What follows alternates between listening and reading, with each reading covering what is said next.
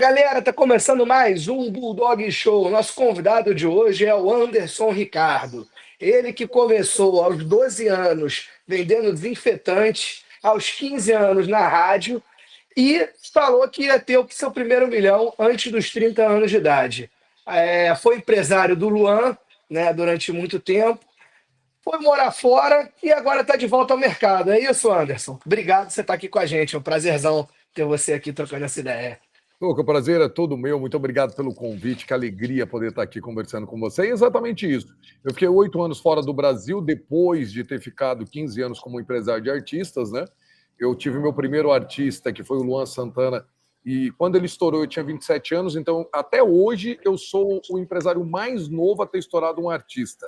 Depois disso eu fui embora para os Estados Unidos, comprei uma empresa lá, que os maiores clientes eram Disney, Universal, vendi para um fundo americano, fui embora para Portugal, fiquei 2 anos lá, e aí decidi voltar para o Brasil com o propósito de passar tudo que eu tinha, porque eu sempre gostei de passar tudo que eu aprendo, só que eu sempre passei de graça, assim, sabe, informalmente. E aí isso acabou virando profissão, porque uma pessoa me ligou, falou, pô, você não me dá uma mentoria e tal, aí comecei com o primeiro mentorado, hoje eu já tenho 4 grupos de mentoria, a gente acabou de fechar agora o terceiro grupo, está abrindo o quarto grupo, tenho as consultorias individuais. Isso faz 8 meses que eu comecei, parece que faz muito tempo, mas foi apenas 8 meses. E graças a Deus estou conseguindo dar aí uma contribuição para profissionalizar e melhorar o mercado de música no Brasil. E todas essas mentorias são focadas no mercado da música ou não? Tem outros business também que você atua, outros Então, na mercados? verdade, hoje, quem me procura são os investidores. A maioria já fizeram um investimento errado, já gastaram milhões e o artista não andou. Os empresários, a agenda de artista, eu tenho uma mentoria que é focada em vendas. E os artistas. E fora isso, eu tenho os grandes artistas, que é uma mentoria onde eu tenho um contrato de confidencialidade, que eu não posso falar quem são os artistas, que eu falo no dia a dia, assim, que a gente conversa bastante sobre essa questão da pressão. Porque como eu entrei numa casa de um artista com 15 anos de idade, né, que foi o Luan Santana, e acompanhei todo o processo dele, então, principalmente esses artistas mais novos, eu tenho muita facilidade para explicar para eles o que é o sucesso, como as coisas acontecem, depois de tudo que eu passei também fora do Brasil. Então, assim, eu costumo dizer que eu sou um especialista em sucesso. Eu falo também com alguns jogadores de futebol que me procuram, famílias de jogadores de futebol, para entender quando você. Porque eu costumo dizer que o sucesso é uma grande bola de fogo. Uma bola de fogo aqui em cima, você aqui embaixo toma a decisão de jogar esse jogo. Quando você dá o primeiro passo, essas grandes bolas aqui em cima começam a soltar um monte de outras bolas de fogo, e cada vez que você dá um passo, mais bola de fogo vem. Aí vem uma bola de fogo, pá, bate na sua cabeça, são os amigos falsos que o processo traz. Aí você dá uma desviada, vem outra bola, alguém te enganando ou dizendo que você não vai chegar lá, e imagino que você consiga acessar essa bola de fogo. No momento que você acessa essa bola de fogo, é o momento mais delicado. E todo mundo que mexe com fama vai passar por isso. E quando você acessa essa bola, a primeira coisa que você vê piscando assim, ó, é uma palavra escrito vaidade. E vaidade tem amigos falsos, drogas, bebidas. Tudo isso vai acabar te afastando de Deus, porque são vícios ruins. E dentro desses vícios ruins, se você não entender e não ter aprendido ali que ao longo do caminho, esse caminho foi só para você chegar no propósito, e o propósito começa naquele momento, que você tem que voltar ali embaixo, transformar e multiplicar na vida de outras pessoas. Se você é um jogador de futebol, eu falo, cara, abre uma escolinha de futebol, conta a sua história, tudo que você passou, para que você possa transformar e multiplicar na vida de outras pessoas. Quando você faz isso, a pessoa ela tem um raciocínio de falar assim, cara, o sucesso não é isso aqui, não é essa vaidade, álcool, tudo. E aí ele bate a mão e descobre que atrás disso tem o propósito de vida dele.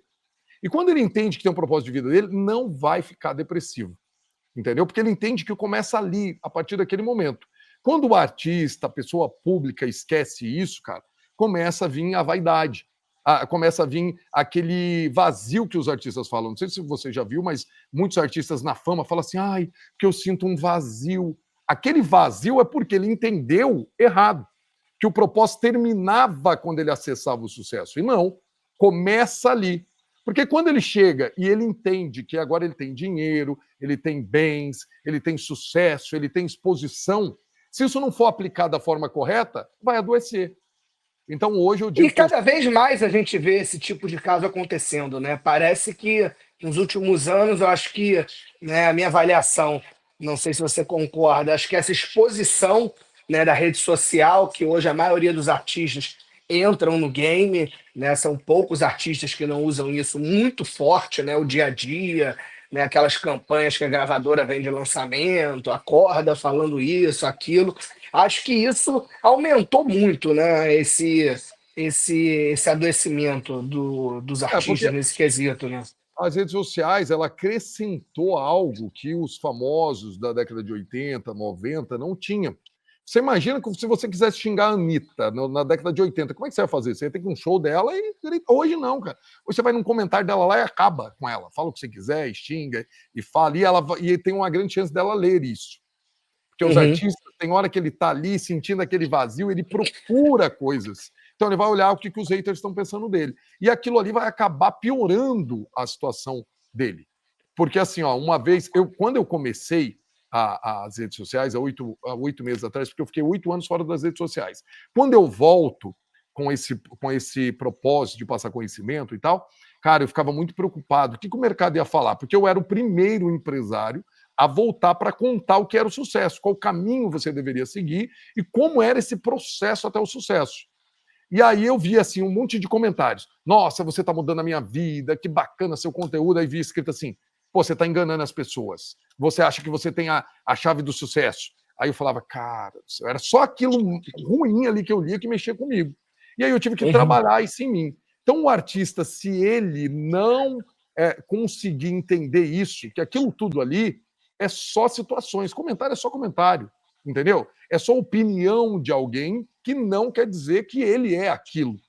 Porque se a pessoa não entender isso, cara, aquele vazio dentro dela que nós falamos agora há pouco, a falta da execução do propósito, da transformação e na multiplicação na vida de outros, vai fazer ele falar assim, cara, o sucesso é muito ruim, o E sucesso é você acha, destrutivo. Anderson, que com um trabalho bem feito, né, como você disse, você ensina a questão do sucesso. Você acha que com um trabalho bem feito e tendo algum talento, essas duas questões são suficientes para um artista ter sucesso?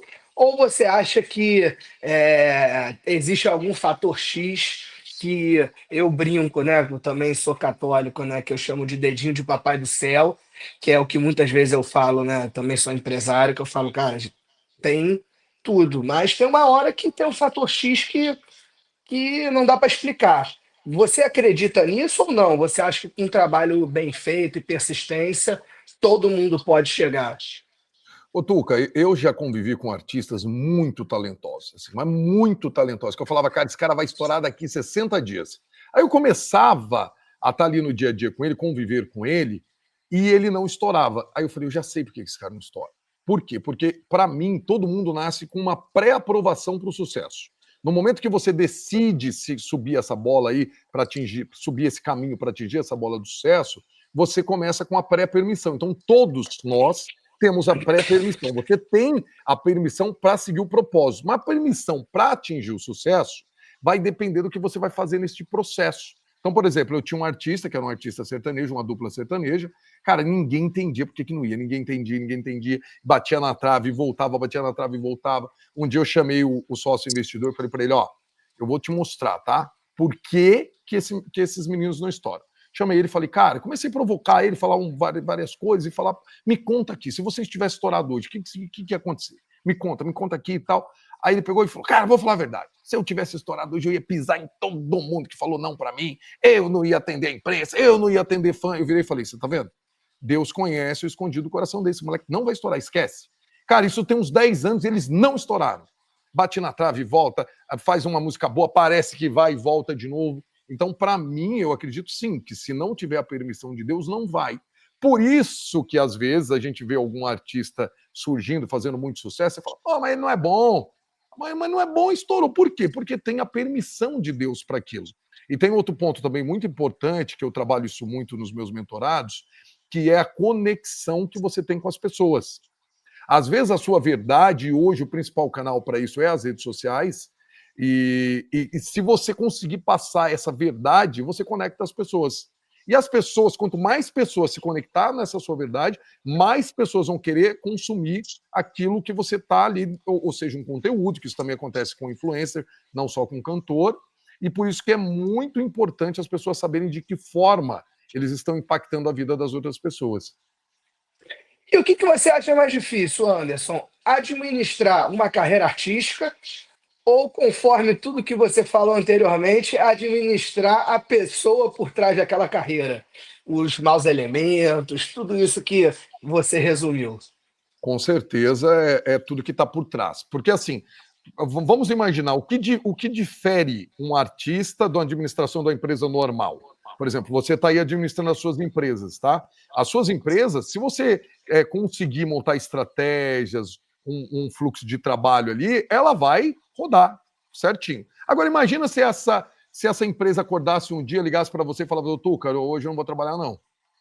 Não estou afim, entendeu? Vou casar, vou embora.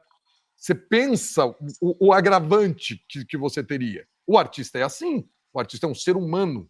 Então você pode acordar um dia, ele ligar e falar, cara, enjoei disso tudo aqui, aconteceu um negócio essa noite, eu não gostei e não quero mais cantar.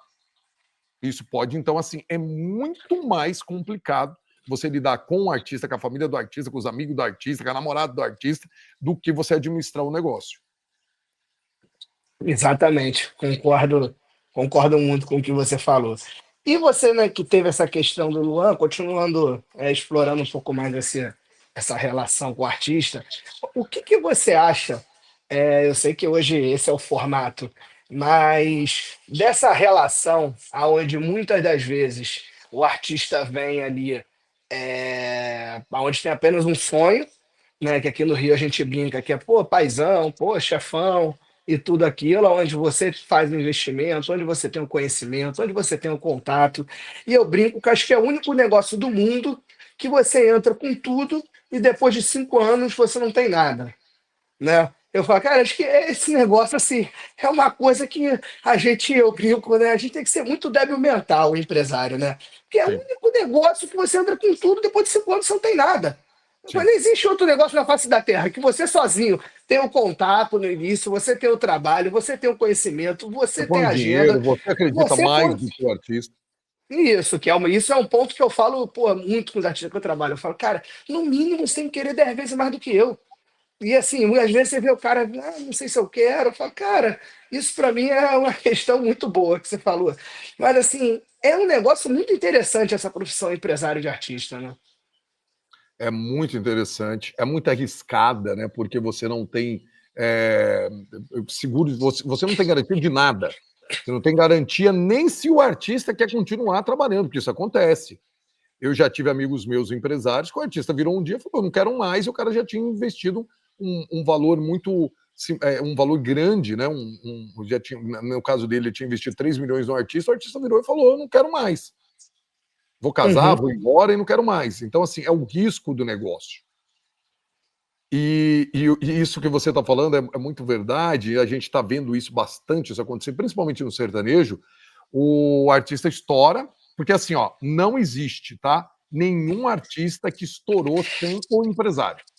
Existe sim artista hoje, grandes artistas, sem o empresário, mas ele precisou do empresário para estourar.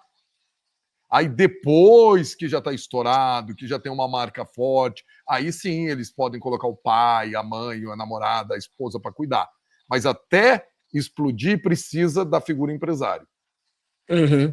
Todos os sertanejos, por exemplo, que a gente conhece hoje, que saíram do empresário, saiu depois que a carreira já estava consolidada. Aí eu brinco, né? Eles ficam com sucesso, a gente com a gratidão. E uma coisa que acho que mudou muito, né, desde quando você saiu, foi que ano exatamente que você saiu? Eu fui embora para os Estados Do Unidos em Luan, 2016. 2016. De lá para cá, você agora nessa sua volta, você observa a mudança muito grande com essa relação de gravadora, com a entrada das agregadoras no mercado? Qual é a sua visão sobre essa movimentação que ocorreu nesses 8 anos, né, desde a sua saída? Teve bastante mudança, principalmente mudanças que ainda vêm da época da pandemia, que todo mundo ficou fechado em casa e tal. E essa questão hoje dos fonogramas, das distribuidoras e tal, é algo que lá na minha época, por exemplo, quando o Luan estourou, não era algo que a gente imaginava lucrar com isso, né? E hoje nós estamos vendo, principalmente na música urbana, hoje eu tenho muito contato com o pessoal do trap e tal, e lá eu vejo que a galera, eles não pensam em shows lá, eles pensam em viralizar uma música e ganhar com um fonograma. Então isso mudou bastante. No sertanejo, ainda tem muito essa questão de fazer shows. O cantor sertanejo que está ali iniciando, ele quer fazer shows, ele quer viajar, ele quer impactar as pessoas pessoalmente ali nos shows e levar multidões e tal. Mas a gente já está vendo alguns artistas que não estão com foco total em shows mais, justamente porque dá para ganhar dinheiro e dá para viver com o dinheiro dos plays e do que ele pode gerar na internet. Mas Então essa o é a grande segmento diferença que eu vi. que eu acho que realmente prevalece o digital é o trap, né? Mas O trap você. hoje é uma máquina de lançar música e lança e tem bate top 50 do Spotify, assim, em 2, 3 semanas. Os caras botam uma grana no bolso e acabam que eles não fazem show. Alguns Mas não. você não acha que esse catálogo, né? Eu brinco que é um catálogo meio velocista, não é um catálogo maratonista como o do sertanejo, né? Você pega os primeiros álbuns do Jorge Mateus, os primeiros álbuns do Luan, é um negócio que qualquer gravadora aí vai botar um dinheiro. Será que essas músicas aí do trap, daqui a 10 anos, vai ser um catálogo que vai valer alguma coisa? Eu acho muito Com difícil. raras exceções? Com raras exceções, porque nós temos hoje uma velocidade muito grande, né, da música estourando e da música sumindo. Eu costumo dizer que quando você viraliza uma música na internet, você viralizou uma música no TikTok, no Instagram, que foi esse caso da BC, eu não sei se aí no Rio de Janeiro ela tocou muito, eu vou descer, sabe? Uhum, Descer para BC e tal. O que aconteceu com essa música? Ela começou na internet rápido, e quando você tem uma música viralizada, neste momento que viraliza, começa a contar um reloginho. Quando esse relógio apita, acabou. O que você fez durante essa viralização, que é que você tem que estar preparado para ligar a imagem do seu artista com a música. Porque, por exemplo, quem toca a música, você conhece a música, mas você não sabe quem são os cantores. Como chama a uhum. dupla que lançou a música, você sabe? Para Não. todo mundo que eu pergunto, não sabe. Por quê? A música viralizou, mas a imagem da dupla, o nome da dupla não acompanhou. Então, assim, música viraliza. Essa música ela vai tocar todo final do ano, agora ela vai tocar. Os próximos anos aí. Mas a dupla não cresceu junto. Não conseguiu fazer esse trabalho de ligar a imagem com a música. Por isso que eu gosto muito de fazer algumas ações no YouTube, porque no YouTube você vai ouvir a música e vai ver a imagem da pessoa. E no Spotify você acaba só ouvindo a música. Público, mas, por exemplo, você falou, alguns artistas hoje conseguem viver disso, a gente citou o trap. Você acha que é por visão deles, ou você acha porque realmente o público está mais ali? Você acha que um sertanejo, não estou falando hoje uma Ana Castela, né, uma coisa que transcendeu, né, o Tim, mas você acha que um sertanejo, ele conseguiria viver, ele teria esse público todo para viver do digital? Ou Não, você não, acha que não são temos ninguém coisas... vivendo. Não temos nenhum artista sertanejo vivendo só do digital. Uhum. Por exemplo, É. essa música deu bastante dinheiro, mas a ABC, por exemplo, foi uma dos sertanejos, assim, as primeiras músicas do sertanejo a estourar forte na internet, virar trend e tal, que foi o que aconteceu nesse final de ano com essa música. Mas eles estão tentando vender shows da dupla. Eles estão Uhum. tentando viver de shows, porque é isso que vai dar mais tempo para eles aí no sertanejo e que vai fazer com que eles vendam mais shows. Então eles estão tentando usar o sucesso da música para vender show. Então não é que eles, beleza, eu vou agora só lançar música para viver do que virar no digital, entendeu? Então o sertanejo é completamente diferente do funk. E eu acho que Do o funk do contratante também, por um momento, né? Ele teve essa visão meio deturpada, né? Dos números, né? Aquilo, acho que durante um certo momento orientou, né? As contratações. Ah, olha esse artista, olha os números. E eu acho que muitos, né? Falando aqui a linguagem do carioca, tomaram ferro, né? E agora acho que voltaram a ver que, primeiro, né? A quantidade de número fake que existe, né, de playlist, de fazendas, e e organismos aí que dá para roubar no jogo, como a gente costuma dizer. Mas mesmo sem esse organismo, né, de roubar no jogo, muitas das vezes a realidade do número ali do digital, ela não converge com a realidade do público do show, né? Eu brinco que, né, sem nada pessoal, mas se esse número do Spotify ele correspondesse ao número do show, ela para o MC Rian fazer estádio e o Belo fazer boate, né? E não o contrário. Né? Você Sim. viu ali o Belo com 5, 6 milhões, sei lá, Rian deve ter 20, 18, não sei. E o que você vê é o Rian fazendo locais, né? Não correspondentes diretamente a esse número Sim. do digital, né? É exatamente isso. Porque, para mim, o público da música urbana, ela está muito no Spotify, ela está muito no telefone. E hoje, porque assim, alguns anos atrás, as pessoas, para irem no seu show, o que tinha que acontecer? Ela tinha que te ouvir na rádio, tinha que te ver na TV, tinha que ter um CDzinho ali no carro dela, e ela ia criando aquela curiosidade, aquela vontade de ir num show. Hoje mudou. Porque hoje eu posso ser só um ouvinte do Spotify, um ouvinte na rádio, e posso não querer ir num show. O que vai me despertar essa vontade de ir no show é a verdade do artista. Aquela, o local que ele vai fazer show. Porque muitas vezes eu posso gostar. Eu tenho adolescentes aqui em casa que eles gostam de trap, mas eles nunca pediram para ir no show. Os adolescentes que escutam o sertanejo pedem para ir na feira agropecuária, pedem para assistir Uhum. um show do Gustavo Lima, do Luan Santana, da Ana Castela. Então, essa eu acho que é a grande diferença. Eu brinco que é onde, né, aí é óbvio que puxando sardinha pro lado de cá, mas é onde eu vejo que o rádio faz uma grande diferença, né? Sim, O sim, público do rádio, ele conecta muito mais com essa realidade do show, né? Acho que por isso o sertanejo sim. tem investimentos também tão altos em rádio, né? Acho que é Sim. hoje o segmento número um, né? Eu sou um grande defensor do rádio, até porque eu vim do rádio, mas ontem mesmo eu gravei um vídeo que gerou bastante polêmica, muita gente me mandando hoje, alguns donos de rádio até me questionando, porque eu falo que a rádio sozinha, hoje, porque antigamente a rádio sozinha estourava um artista. Hoje Sim. ela sozinha, ela tem alguma dificuldade para estourar o artista. O que eu quero dizer com isso? Você coloca uma música sozinho, só em rádio, não toca em lugar nenhum mais. É difícil, por quê? Porque hoje a pessoa precisa ver a imagem, ela precisa te ver nas redes sociais. Antigamente, não. Se soltava uma música na rádio, por exemplo, o Zezé de Camargo e Luciano estourou assim, só tocava em rádio e começou as pessoas consumirem e irem buscar. Hoje, você tem uma soma de coisas. Então, a rádio hoje é muito importante dentro de uma estratégia, Uhum. entendeu? Porque se você pegar um artista novo hoje e botar para tocar em todas as rádios do Brasil, e você pegar o mesmo artista que vai tocar também nas rádios, mas que vai ter uma rede social forte, que vai ter um trabalho no YouTube, vai ter um trabalho de tráfego, o cara que está fazendo os dois vai levar mais chance ele Com vai ter mais certeza. chance de alcançar no sucesso do que só aquele que ficou no rádio. Por quê? Porque as coisas mudaram. A TV, por exemplo. Antes, um artista de TV explodia. Sim. Hoje nós estamos vendo aí programas com alguns realities, por exemplo, teve esse agora da Globo, a Casa da Fama, Fama da Casa, Estrela Não da Casa, sei. Não sei.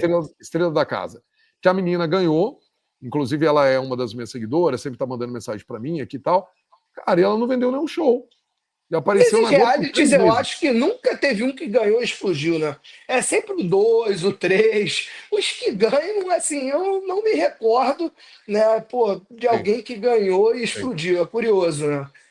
Muito curioso. Tinha na época ali a garagem do Faustão, que acabou mostrando alguns artistas para o Brasil, como o Cristiano Araújo, o Moisés Maria na época com o Camaro Amarelo, a Taime Thiago e outros artistas que acabaram surgindo dali. Mas, Uhum. na maioria dos casos, a gente não vê os campeões, né? Sendo depois vendendo shows e conseguindo ter uma carreira sustentável. Exato. E voltando um pouquinho, né? Com 15 anos você entrou no rádio. Como que foi essa construção até o Luan Santana? Como que começou essa relação com o Luan? Conta um pouquinho desse início lá de trás. Então, eu comecei em rádio muito cedo, né? Eu comecei a narrar rodeio, eu era locutor de rodeio. Abri minha primeira empresa com 12 anos de idade para poder ajudar a minha avó, que meu pai separou da minha mãe, a gente foi morar com a minha avó, eu e minha irmã, que minha avó ganhava um salário mínimo, e eu quis ajudá-la ali, dar uma condição melhor para a gente, então abri essa empresa e comecei a trabalhar muito cedo.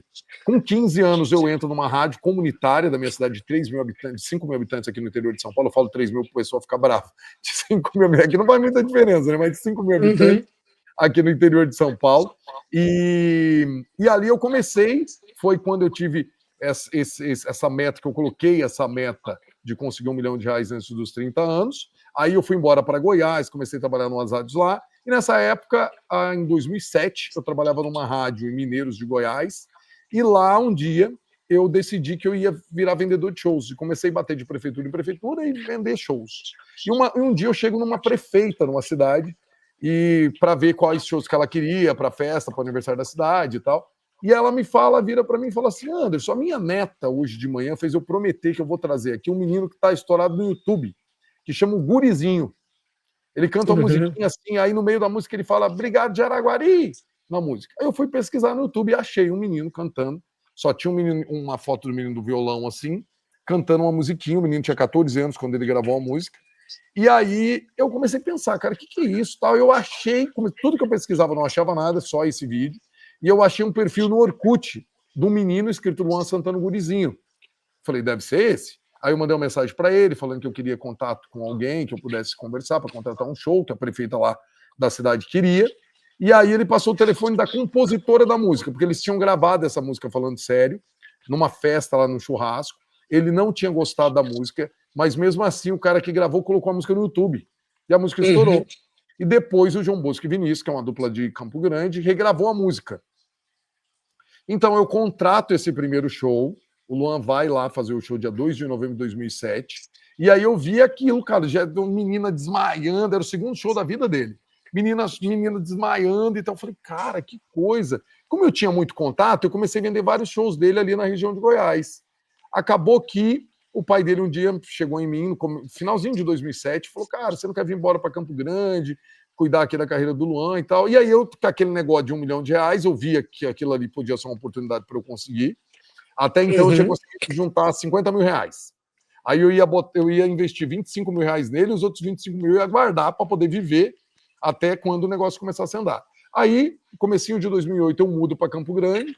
Cara, e na aí época o seu. Desculpa interromper, mas na época o seu Amarildo já administrava a carreira dele ou não? Ele estava solto? Ele era gerente de um banco e ele me chamou porque ele não tinha tempo de fazer isso e também não tinha expertise. Então ele me chamou para administrar. Entendi. O Amarildo veio administrar a carreira do Luan depois quando eu saí em 2014.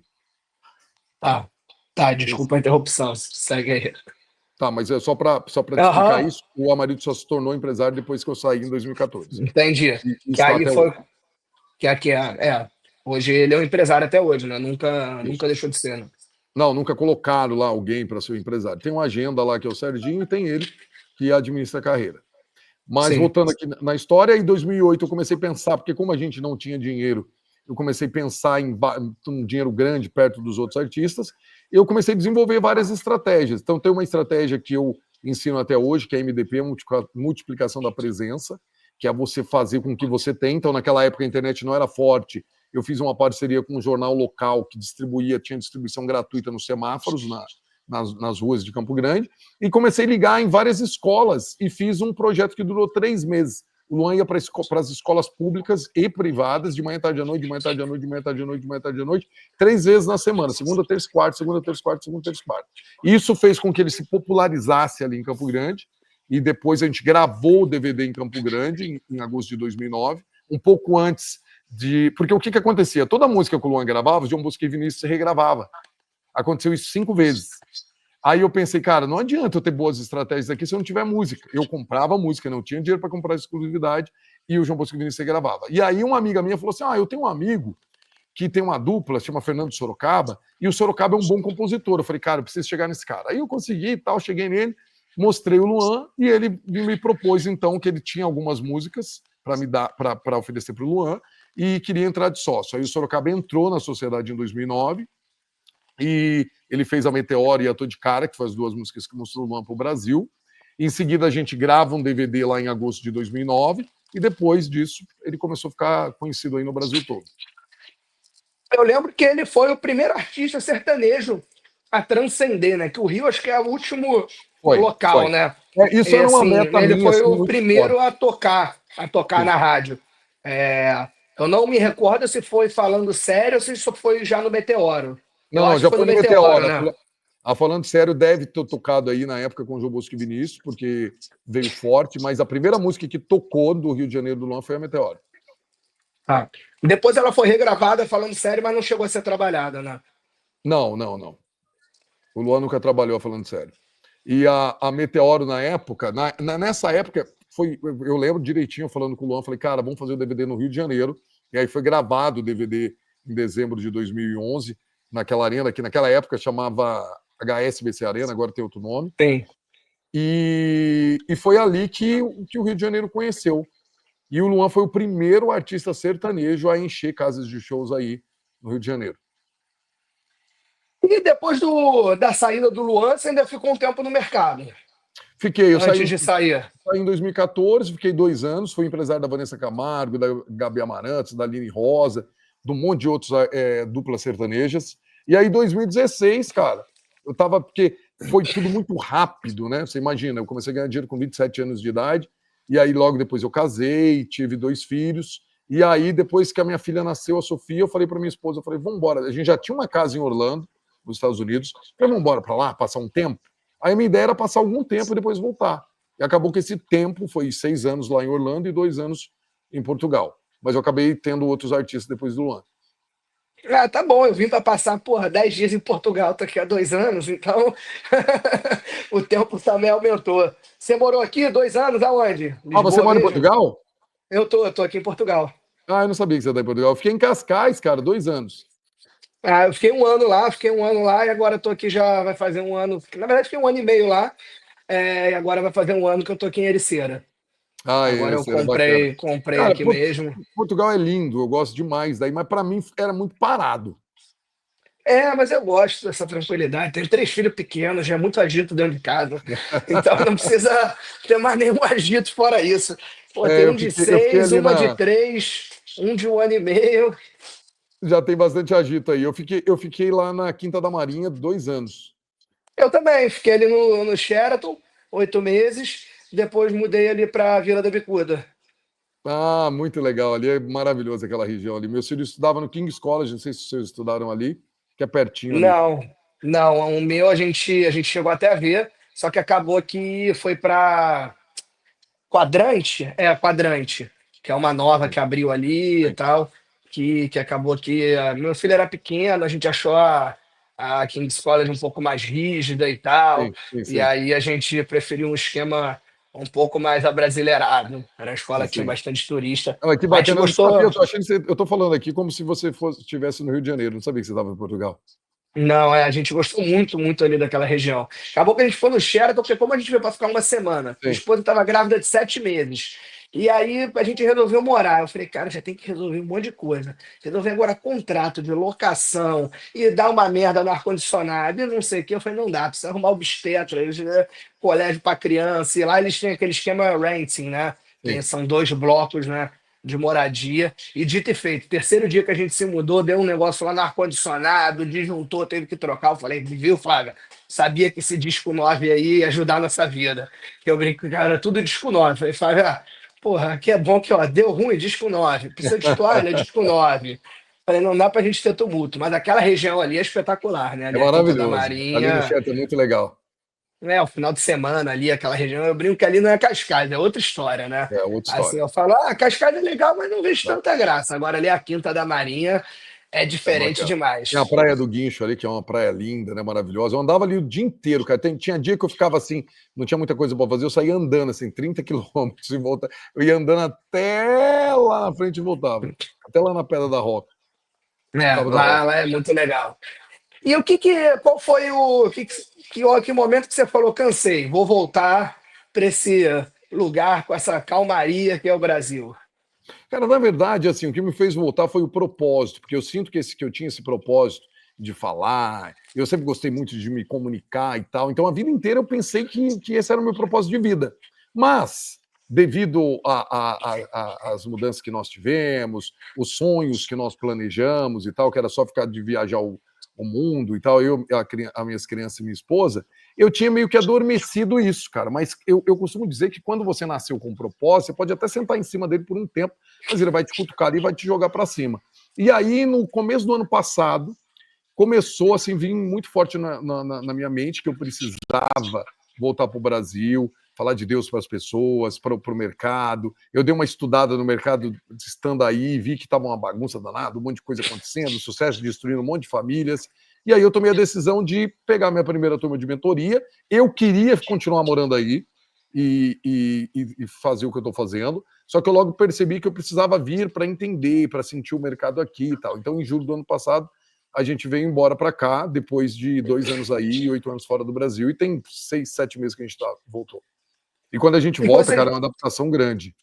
eu ia perguntar isso, como é que foi depois de, né, dois lugares tão seguros, né? A tranquilidade, a família criada aqui.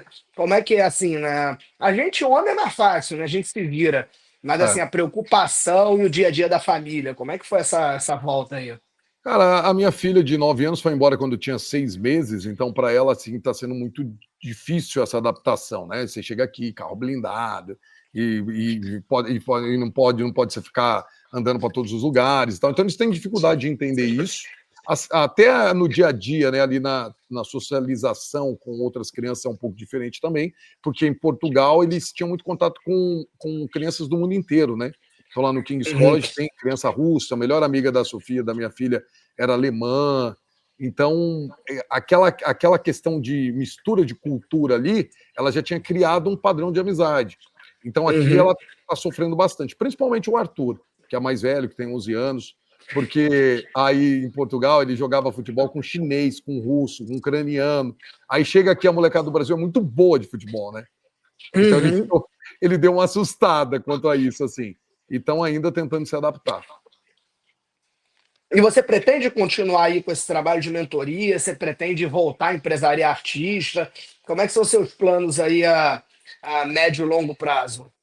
Então, é uma pergunta que, assim, eu tenho que ser até muito sábio para responder isso, porque se eu responder que eu não vou empresariar e daqui a pouco aparece alguém e eu começo a empresariar, eu vejo assim, ó, o momento que eu estou vivendo, que é esse momento de passar conhecimento, que ainda é de muita provação, porque eu preciso provar para o mercado que precisa-se de alguém que esteja fora daquela confusão ali para conversar com o empresário, para conversar com o artista, para dizer, olha, eu estudo 24 horas por dia, que eu estudo 16, 17 horas por dia, leio um livro cada 2 dias, justamente para passar esse conhecimento, porque o empresário não tem tempo hoje de fazer isso.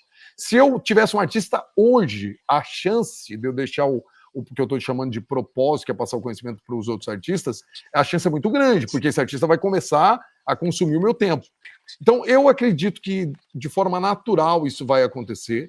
Hoje eu já tenho algumas sociedades que eu acabei entrando dentro das mentorias, mas que já tem algum empresário lá, entendeu? Uhum.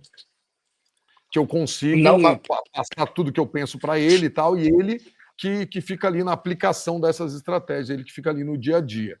Mas eu acredito que sim, que vai ser uma coisa natural, que daqui a pouco eu acabe tendo alguns artistas para que chamar de meu, entendeu?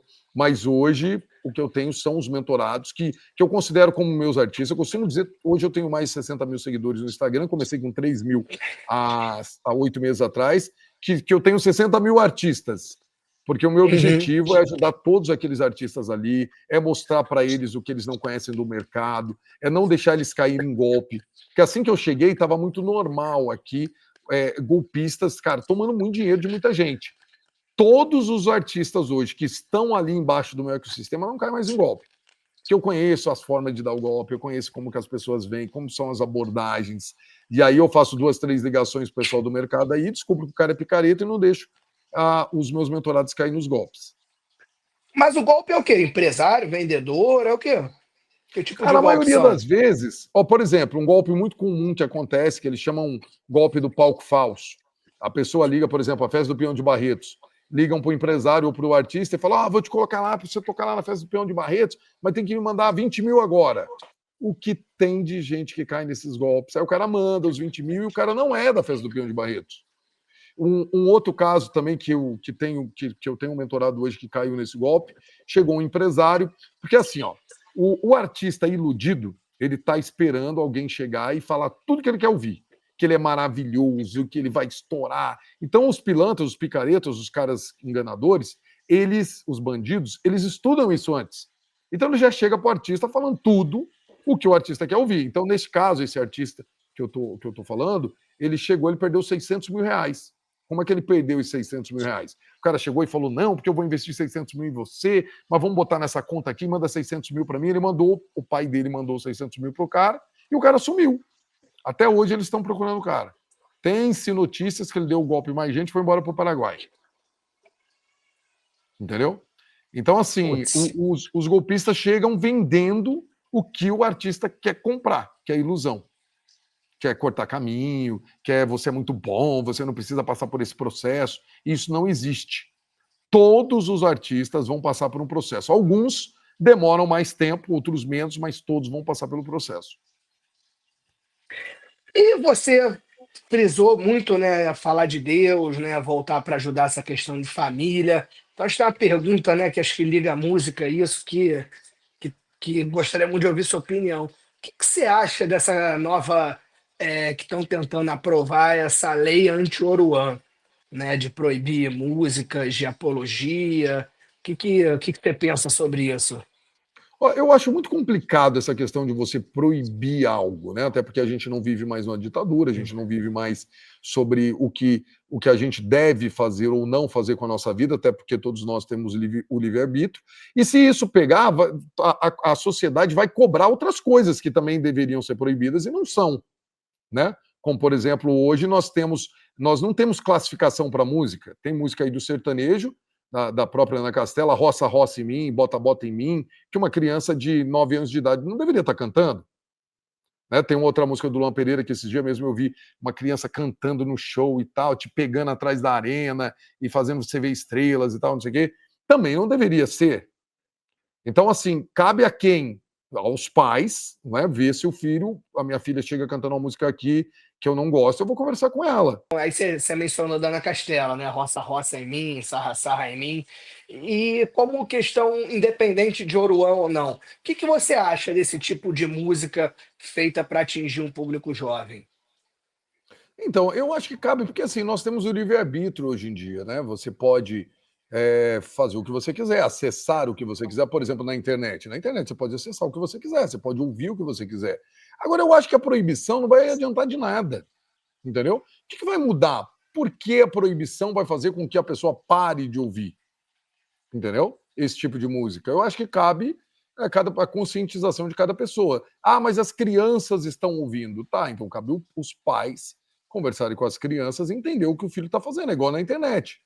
Na internet, uma criança de 10 anos de idade pode ter acesso à pornografia, ele vai lá e aperta lá que ele tem 18 anos de idade, Sim, entendeu? porque a questão dessas músicas é um pouco diferente, né, da questão do Sarra Sarra e até outras músicas, né, de Anitta e tal. É É que eles porque, estão falando além que é de da apologia tudo, ao crime, né? nome de facção, então, assim, acabam reverenciando, né, Sim, um poder paralelo. sim. Eu acho que é mais a questão. Fala para a gente finalizar um pouquinho, como que é essa sua mentoria, né, para quem está interessado, como funciona? São grupos que você escolhe, né? Como é que é o formato dessa sua mentoria, Anderson? Ô, Tuca, na minha mentoria particular, né, que é a pessoal, que eu mesmo dou e que acompanho, essa a gente faz uma avaliação no artista para ver se a gente vai conseguir somar no empresário, na agenda. Seria mais uma consultoria. Então, essa consultoria a gente dá treinamento. Algumas a gente entra dentro do escritório do artista, entende tudo que está acontecendo lá, o emocional, a parte administrativa e presta uma consultoria para o artista. Eu tenho uma equipe que faz isso. Aí a gente tem as mentorias em grupo, que é para as pessoas que querem entender sobre o mercado. E assim, eu sou um vendedor nato, né? Eu entendo muito de vendas. Então, a maioria das pessoas que estão lá estão buscando vender shows, aumentar os cachês, viver de música, porque sucesso é algo muito particular. Tem mentorados que chegam em mim e falam assim: não, o sucesso para mim é viver da música, eu quero viver da música. Aí a gente monta uma estratégia e em 30 dias o cara consegue vender shows, porque eu consigo mudar a mentalidade do cara. Porque antes ele achava que o telefone dele, que ele tinha que esperar o telefone tocar. Durante a mentoria, ele vai entender que não, que existe uma venda ativa, uma forma de fazer uma venda ativa, que é aquela venda que ele tem que ir atrás, que ele tem que bater. Então, por exemplo, tinha um mentorado meu que na primeira semana eu montei com ele uma estratégia, ele só queria viver de música, ele fazia bar e tal, e ele queria passar para cachês maiores. Cara, a gente montou uma estratégia que ele começou a bater aqui em São Paulo nos grandes condomínios. E ele fez parceria com seguranças do condomínio, com os porteiros, e ele dá uma porcentagem para o cara. Cara, no primeiro mês ele vendeu 20 shows, com a média de 2 mil de cachê. Ele vendia cachê a 200, 300 reais. Hoje ele está faturando 40, 50 mil, e ele começou a fazer isso para outros artistas que não têm a mesma coragem dele de fazer a mesma estratégia. Usou esse Então hoje já network que ele mudou a vida adquiriu, dele. né? E já mudou a vida dele. Ele era servente de pedreiro, ganhava lá esses 200, 300 reais por shows que ele fazia, mais, sei lá, 2 mil reais por mês sendo servente de pedreiro. Hoje ele está ganhando 40, 50 mil reais. Então, nós temos outros casos de que o cara vendia cachê de R$ 1.000, deu uma organizada nele nas redes sociais, mostrei algumas coisas para ele, como as coisas acontecem. Ele está vendendo cachê de 15 mil hoje, 10 cachês por mês. Entendeu? Então, o que eu mostro é como as coisas. Porque, assim, nenhum empresário que passou por todo esse processo voltou para explicar como funciona, como é os erros, como que funcionam as prefeituras, que cuidado você tem que ter para conversar com o prefeito, como você faz network, que tipo de abordagem certa para vender. Então, é isso que eu ensino hoje nas mentorias. Entendi. E aí são turmas que têm datas para quem tiver interessado. Você lança a cada X tempo uma turma. Como é que funciona? Sim, a gente está fechando hoje a terceira turma, que é a EDM Estratégias da Multiplicação 3.0, que já é a terceira. E de tempos em tempos a gente abre algumas mentorias. Agora eu vou lançar o primeiro curso daqui a alguns dias, que é o curso profissionalizante. Então a pessoa vai ganhar um certificado e ela vai se tornar um profissional de vendas do mercado, porque isso era uma dor muito grande do mercado da música. O cara não sabia onde procurar uma agenda.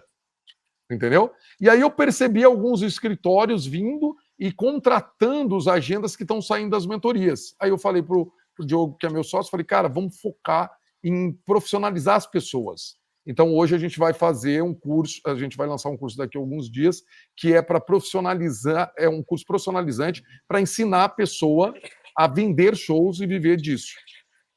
Mas tem como vender show, Anderson, sem ter rodagem?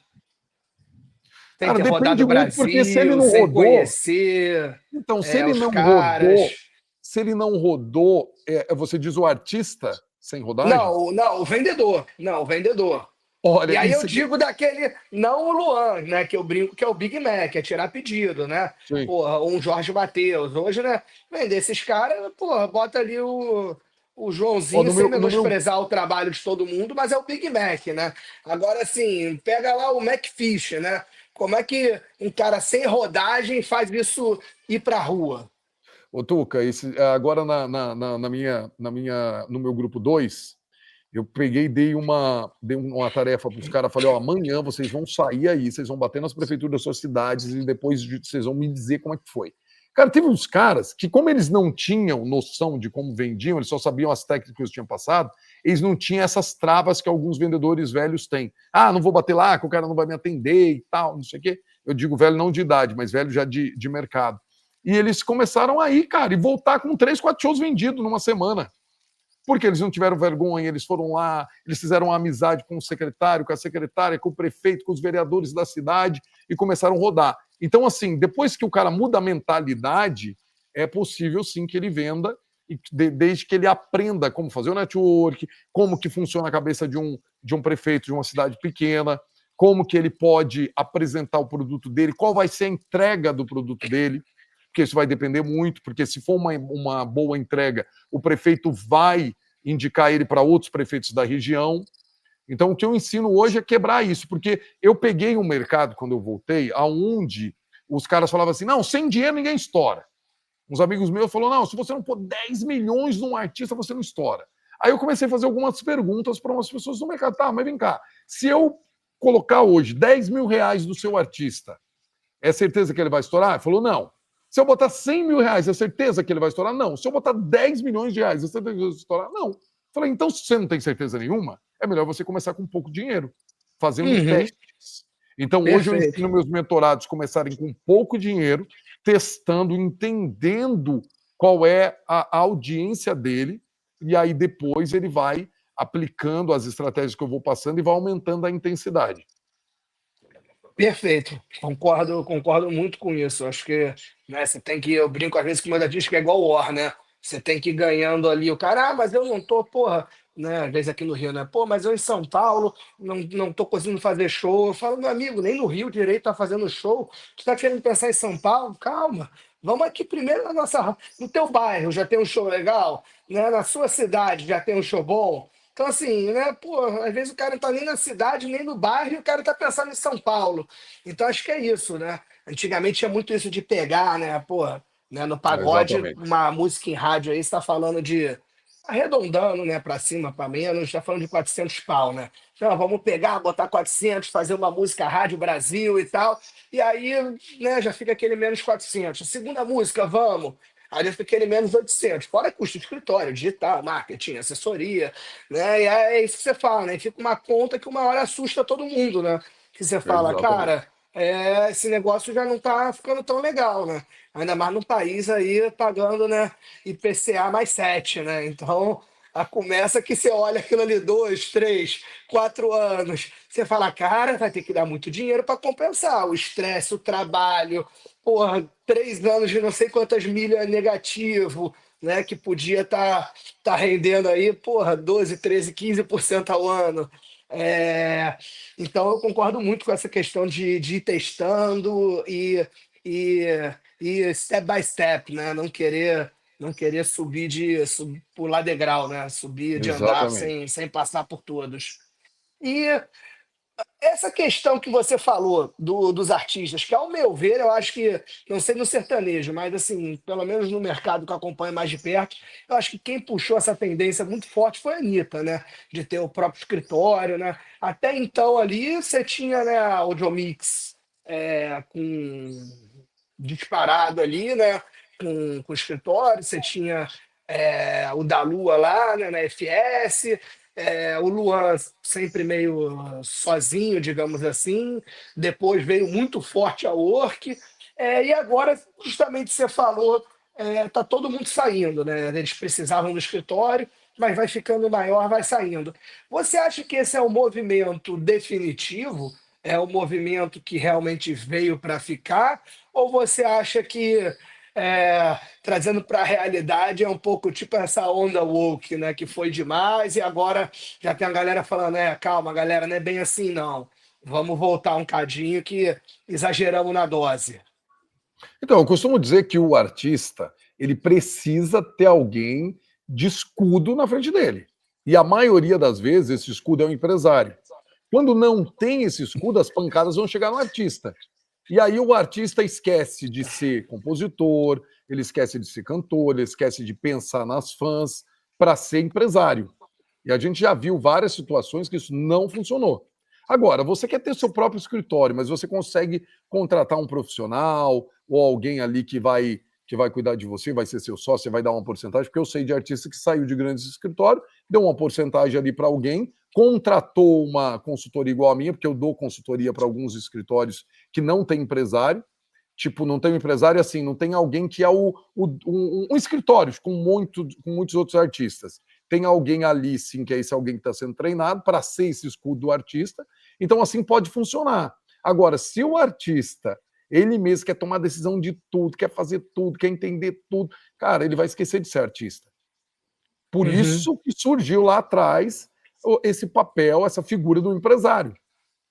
E por isso que não se estoura sem o empresário, porque quando o artista começa a aparecer, precisa ter alguém ali para levar as pancadas por ele.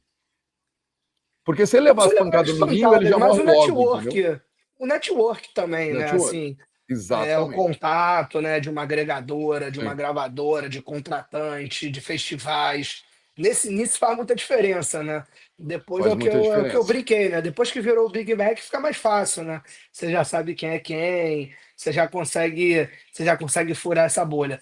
E aí eu emendo, você acha que com esse movimento pode ocorrer um menor investimento, um menor surgimento de empresários que analisam esse cenário e comecem a falar cada vez mais, cara, vou entrar nesse negócio para daqui a 5 anos, 7 anos, tem contratos, né? Mas eu gosto de falar 5 anos, que é aquele contratinho padrão, né? É, daqui a 5 anos levo-lhe um pé na bunda e assim, assumo um risco do cacete, e se tudo der certo, nada me garante que eu vou conseguir usufruir de maneira boa, né? Porque assim, Sim, às vezes vai estourar no terceiro ano, né? Às vezes vai estourar no quarto ano. E aí sim. tu tem uma dívida desse tamanho, foi o que a gente falou, aí tem um ano ali para usufruir de certa maneira, mas muitas das vezes nem consegue pagar toda a ré que estava no projeto. Você acha que esse movimento pode diminuir o interesse de Eu acho que empresários isso e já pessoas aconteceu. Isso já aconteceu. No investirem? sertanejo, a gente já viu isso assim cair drasticamente, porque alguns anos atrás, 3, 4 anos atrás, muitos investidores de outros mercados, como do agro, do transporte, da construção, entraram nesse mercado achando que a autoridade que eles tinham lá ia ser transferida para esse mercado da música. Não foi. O cara, porque assim, Uhum. uma coisa é você cuidar de uma fazenda, a outra é você cuidar de um artista. É completamente diferente. Então a gente viu muitos empresários perdendo milhões e voltando para o principal negócio deles. Entendeu? Então eu acho que a tendência é que diminua sim, porque as pessoas estão cada vez mais com medo de arriscar na carreira de um artista e acontecer o que você está falando. Mas esse aí é até mais desavisado, né? Acho que esse aí, às vezes, nem tem esse raciocínio que a gente acabou de ter aqui. É claro que tem muita gente esperta querendo ganhar dinheiro, mas não sei no sertanejo, né? Mas eu acho que tem um nível ali também, que o cara ele já tem tanto dinheiro que ele olha para o lado, né? Eu até sei de exemplo, né? Claro que sem citar. Mas o cara, ele quer mesmo ali já a fama, ele já quer o ego, ele quer alguma Isso. coisa que ele fala, cara, eu já tenho dinheiro, mas assim, esse mais boi, menos boi, mesma conta para ele. Ele quer o status ali de ser o Sim, empresário sim. do evento, né? Como é que você avalia não só esse tipo de investidor, mas esses empresários que adquirem esse status é, mais artista que o artista, sendo bem curto? Na maioria das vezes é isso que acontece, e são bem esses que perdem muito dinheiro, porque eles vão ser mais fáceis de ser enganados, entendeu? Por alguém que chega ali contando a história que eu vou fazer, que vai acontecer e tal, porque eles estão ali, a maioria das vezes, por um exercício do ego próprio, entendeu? Para exercitar ali o seu próprio ego e tal, e mostrar para os amigos que sou empresário de um artista. Então, isso é um negócio muito complicado, porque a carreira de um artista tem que ser tratada como uma empresa. E cada real investido tem que os administradores ali, os empresários, os investidores, têm que entender como que vai voltar. Entendeu? Vou botar 100 mil reais num artista. Como que 100 mil vai voltar? Vai ser venda de shows? De que forma? Como a gente vai gerar uma demanda? E isso eu ensino nas minhas mentorias. Então, por isso que eu tenho. Por exemplo, ontem eu comecei um grupo novo, que tem lá 30 pessoas, das 30 tem 5 investidores que nunca investiram em ninguém no mercado. E eles estão na mentoria para entender como funciona antes de investir R$ 1. Então eles foram buscar conhecimento. Antes das minhas mentorias, isso não existia. O cara tinha que meter a cara e tentar entender como funcionava, entendeu? Eu tive uma vez um caso de um amigo meu, né, que quis investir. Ele, Tuca, tal, tal. Eu falei, cara, eu vou te explicar tudo. Mas já para começar, eu vou te falar uma coisa. Você pode, em 3 meses, estar ganhando em um mês o que você botou, acho que era 200, 300, um negócio assim. E falei, você pode passar 5 anos e não ver R$ 1 desse dinheiro. Então, Pode. para começar, essa é a primeira e a segunda linha. Agora Sim. vamos escrever o livro. Mas assim, essa é a primeira garantia que você, como meu amigo, eu tenho que te falar. Qualquer outra história dessa, pelo menos do meu ponto de vista, é ilusória, né? Porque acho que é o que pode acontecer, né? Sim, sim. É exatamente E, isso. e te agradecer, Anderson. Muito obrigado pelo Obrigado, seu Zuca. Que tempo. papo Assim, gostoso, cara. foi Maravilhoso. muito Obrigado pelo bom. convite. Muito bom falar com você e a gente poder falar aí para a sua audiência, para a audiência do podcast aqui, o que é o mercado de música, para que eles possam, que seja um artista, um empresário que esteja ouvindo, que possa ter alguns insights aqui através das nossas conversas e entender que esse mercado, se não tiver conhecimento, vai perder dinheiro. E muita gente perde muito dinheiro. Muito obrigado. Obrigado mesmo, Anderson. Um prazer ter você aqui. Galera que quiser, né, conhecer um pouco mais, entra lá no Instagram do Anderson, nas mentorias dele, que com certeza vai ter muito aprendizado bom lá para quem tiver interessado a entrar mais nesse mercado. E é isso, galera. Você que curtiu mais um Bulldog Show, clica aqui, se inscreve, que semana que vem estamos de volta aqui com mais um convidado, trocando essa ideia aqui sobre música e negócio. Valeu, galera.